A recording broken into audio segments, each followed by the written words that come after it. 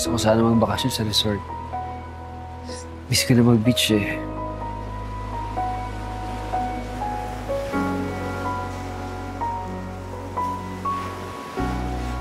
Serena! Isang tao lang alam kong tumatawag ng buong pangalan ko. Ang sabi ko, bakit alam mong pangalan ko?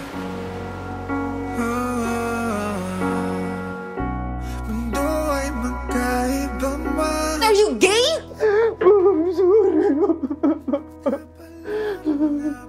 Miles, please! Take it down! Delete mo na yung vlog! You hurt me. Pinasakay mo lang ako. Joey? Joey? Anak, please, kumapit ka, anak.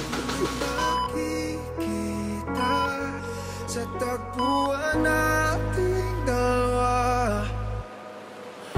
Ayaw ba ng mundo, kakapit lang sa'yo. Sorry. Hindi ko napigilan eh. Kasi sinasadya. Lagi ko kasing napapanaginipan tong lugar na to eh.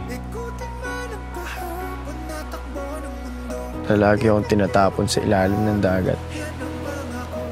At paulit-ulit akong tinatawag ng Silito. Hindi naman ang Silito yung pangalan ko.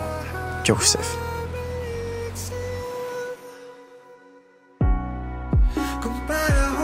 Dapat hindi ako mag-give up. Life must go on. Kaya talagang nagpapasalamat ako, bro, na nandun ka. Kasi kung wala ka, for sure, wala na ako dito.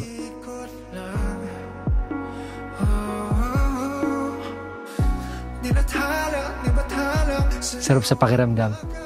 I feel good. Nagkaroon ako ng bagong kaibigan.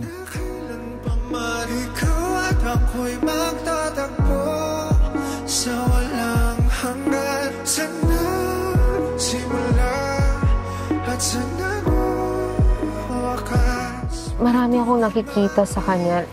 Kilos at pananalita niya na si Joselito.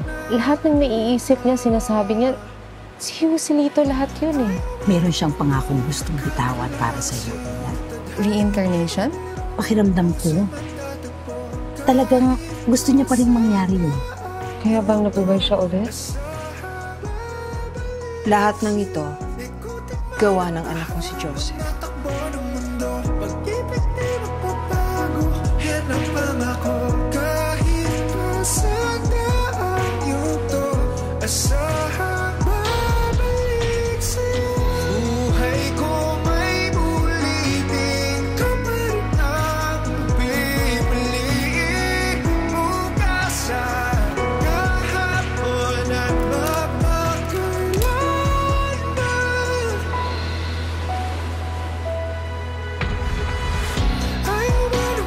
Wala akong kamalay-malay, umuwi ka na pala? At ikaw, nagtago ka pa just to flirt with this boy? How dare you ka? Jeff! Traitor! Joey! Traitor! Traitor ka! Tama na! Traitor! Tama na! Joey! Ma! So you expect me to believe that?